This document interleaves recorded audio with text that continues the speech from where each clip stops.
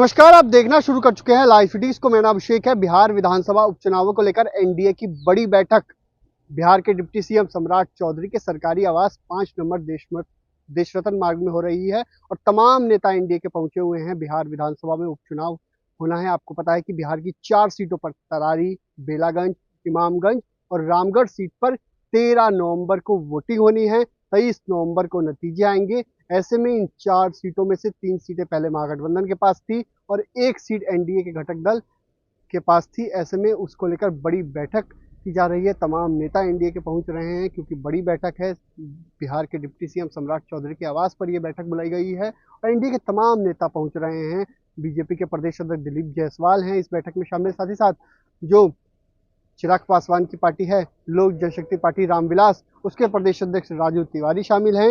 हिंदुस्तानी आवाम मोर्चा से संतोष कुमार सुमन शामिल हैं जो मंत्री भी हैं बिहार सरकार में। और इस बैठक में जेडीयू के राष्ट्रीय कार्यकारी अध्यक्ष सह राज्यसभा सांसद संजय झा भी बैठक में शामिल हैं। इतना ही नहीं, आपको बता दें कि उपेंद्र कुशवाहा की पार्टी के भी मदन चौधरी इस बैठक में शामिल है। तमाम नेता एनडीए के बैठक में शामिल हैं और बड़ी बैठक बुलाई गई है क्योंकि 4 सीटों पर उपचुनाव होना है।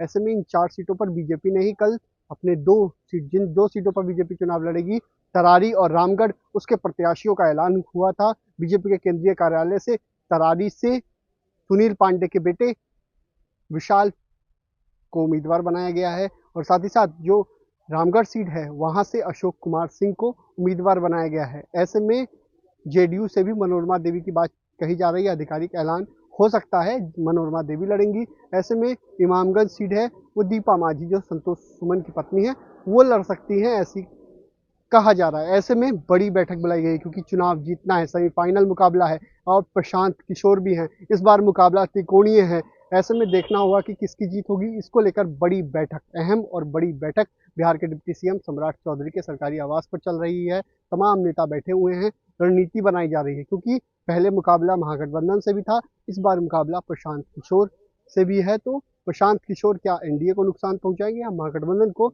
ये इसी चुनाव से पता चलेगा। इसलिए एनडीए ने तमाम रणनीति बना ली है। किसी भी हालत में चुनाव जीतना है क्योंकि 2025 में बिहार विधानसभा का चुनाव होना है। ऐसे में उससे पहले इसे सेमीफाइनल कहा जा रहा है। महागठबंधन के लोग भी सेमीफाइनल कह रहे हैं। वहीं महागठबंधन की ओर से भी आज ऐलान हो चुका है, आधिकारिक ऐलान हो चुका है, चारों प्रत्याशियों का ऐलान हो चुका है। ऐसे में अब बीजेपी जो एनडीए है उसने रणनीति बनाना शुरू कर दिया है। रणनीति बनाई जा रही है किस तरीके से, किस सीट पर किस तरीके से मेहनत करनी है, कौन सीट हम जीतेंगे, इसको लेकर तमाम रणनीति बनाई जा रही है। चारों सीट जीतने का दावा किया गया है। दिलीप जायसवाल ने भी कहा था चारों सीट जीतेंगे क्योंकि जनता हमारे साथ है। विपक्ष को समझ चुकी है, विपक्ष के हथकंडों को जनता समझ चुकी है। ऐसे में आप देख सकते हैं इनके सरकारी आवास पर किस तरीके से तमाम नेता पहुंचे और तमाम बैठकें की गई हैं।